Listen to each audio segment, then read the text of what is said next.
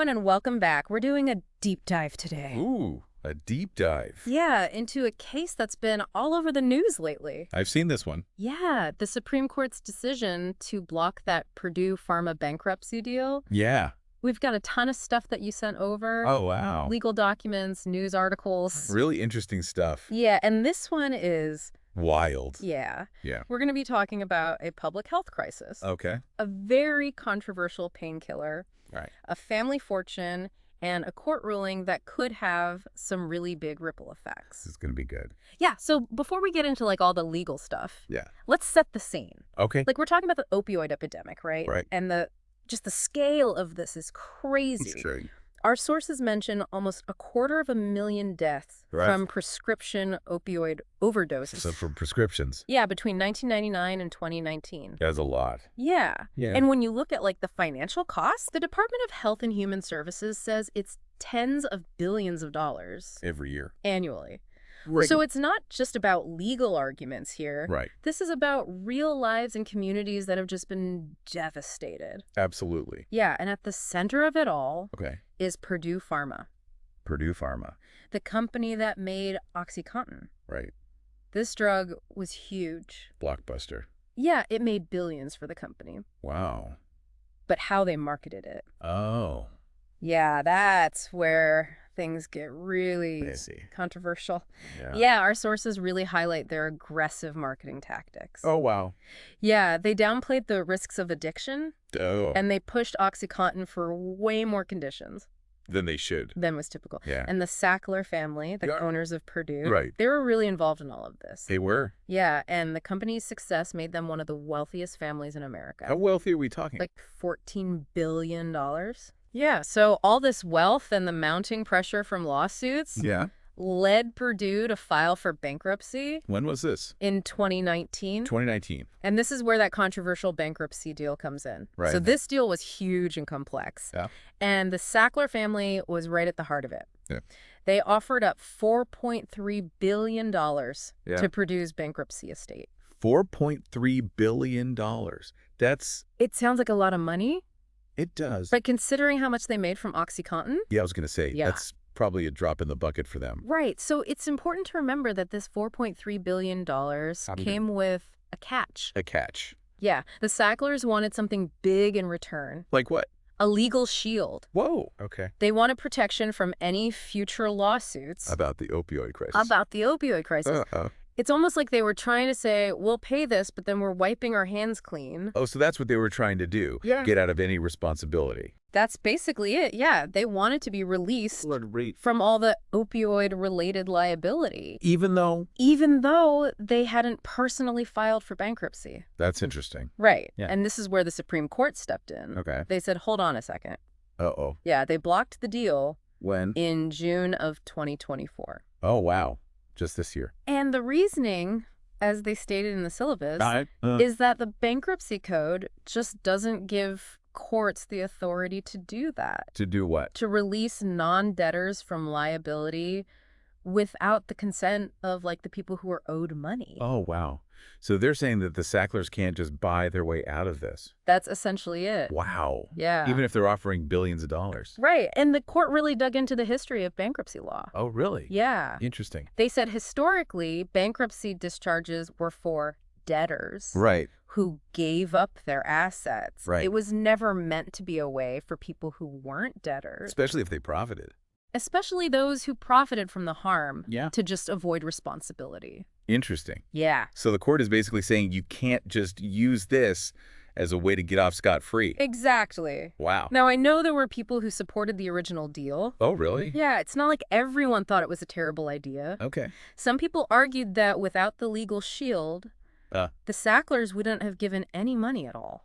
So they were saying something is better than nothing. That was the argument, yeah. Interesting. And they said, bankruptcy courts, they have a lot of flexibility Indeed. to come up with solutions Yeah. that work for everybody involved. Right. But then you have the U.S. trustee, Great. who's like a government watchdog Right. for bankruptcy proceedings. Yeah. They said blocking this deal might actually lead to a better outcome for victims. So potentially more money.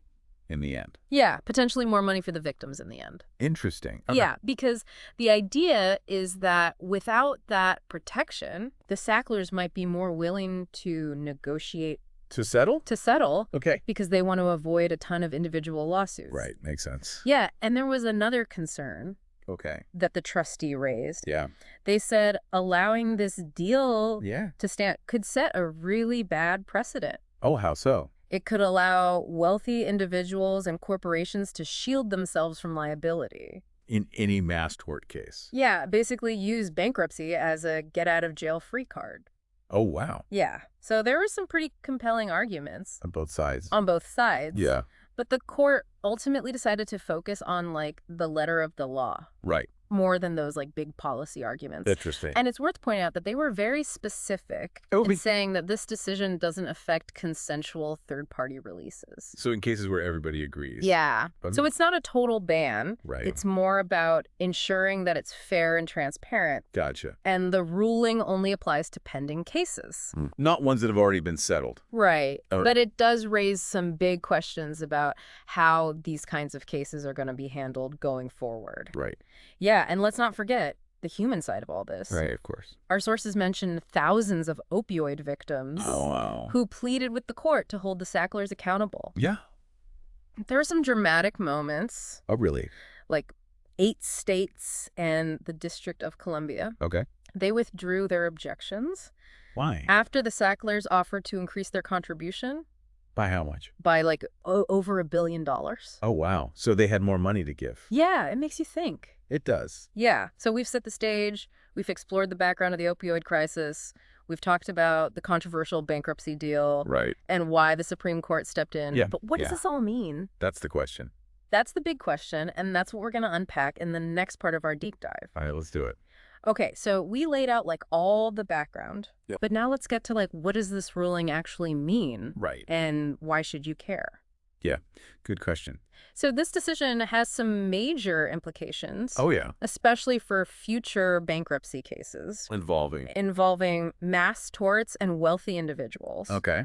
It sets this precedent What is it? that non-debtors can't just buy their way out of liability Through bankruptcy. through bankruptcy. Okay. It's like the court is saying you can't just throw money at a problem and expect to walk away. Especially when you profited from the harm. Right. Yeah. And the court's focus on that historical precedent and that strict interpretation of the code Yeah. suggests that things might be different going forward. For these kinds of cases. Yeah, for similar cases. Okay. So legally, this is a big deal. Right. But practically, Yeah. what does it mean for corporations and individuals? Facing similar situations. Yeah. Well, it doesn't create like a total legal fortress. Right. It limits non-consensual releases. Okay. So companies and individuals can still try to get protection. But it has to be with everybody on board. So more transparency More accountability. and potentially more equitable outcomes. Yeah, that's the hope. So what about corporations and wealthy individuals Yeah. who want to avoid these situations completely? What can they do? What are their options? We might see them shift their legal strategies. Okay. Instead of relying on bankruptcy courts for like blanket protection, Right. they might try to proactively limit their liability in other ways. Right. So thinking ahead.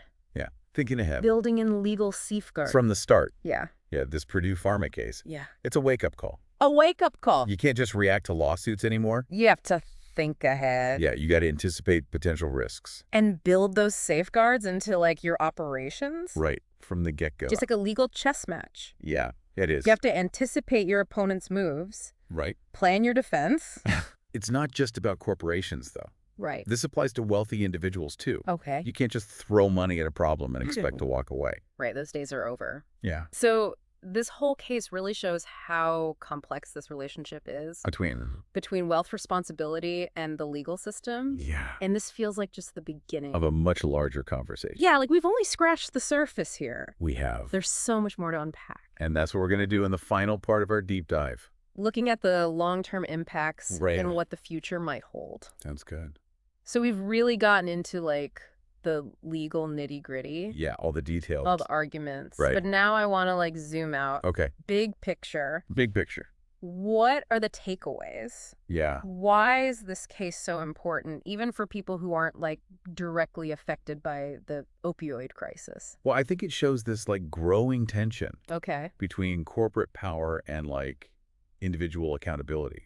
Yeah, like for a long time, it's felt like corporations. Especially big ones. Yeah, wealthy corporations. You're played by different rules. Right. They can take risks, make tons of money. And then when things go wrong, Exactly. they use their money and lawyers To protect themselves. to avoid the consequences. Well, It's like we're not even playing the same game. Yeah, and this Purdue Pharma decision feels like a pushback. Oh, interesting. Like the courts, maybe society as a whole. Yeah. I'm not going to accept that anymore. It's like they're saying you can't just buy your way out of responsibility. No matter how much money you have. Right. And that has implications beyond just like the pharmaceutical industry. Oh, yeah.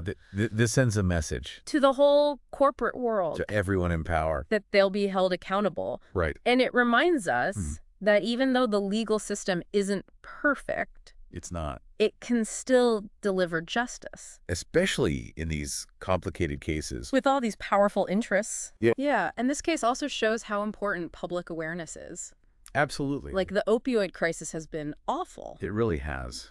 And it's taken the work of so many people Victims, advocates, journalists, lawyers, to bring this issue to light. to get justice. Yeah, it reminds us that we all have a part to play. In making society more just. Yeah, we can't just sit back. We got to stay informed, Stay engaged. make our voices heard. Yeah, and if you're interested in learning more, Yeah. look beyond just the headlines. Read those personal stories. Yeah, stories of people affected by the opioid crisis. And the work of those investigative journalists. Who exposed Purdue Pharma.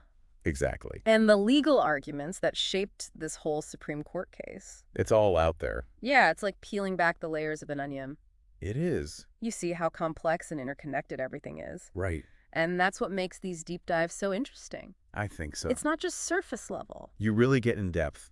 We see the arguments on both sides. And the impact of these decisions. Yeah, and this Purdue Pharma case, Yeah. it's like a tiny example. Of bigger issues. Like corporate greed, Public health. the fight for justice. Yeah, by understanding this one case. We understand those bigger problems better. And how to maybe solve them. Right, it's a case study in corporate accountability. The limits of the law. And the power of people coming together. To make change. Yeah, and this is just the beginning. Oh, yeah. This decision is going to have consequences. New legal battles. Maybe even new laws. And it's going to change how corporations think about risk.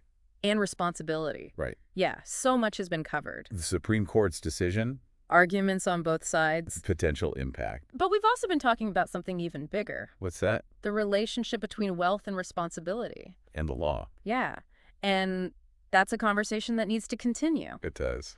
So let's take a step back. Yeah. What did we learn? Yeah. And what questions should we be asking?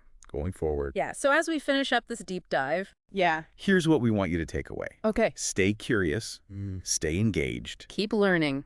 and keep asking those tough questions. Because we're all part of this. Creating a more just and equitable world. It's a journey. Yeah, and we all have a role to play. Absolutely. Thanks for joining us. Yeah, thanks for listening. Until next time, keep diving deep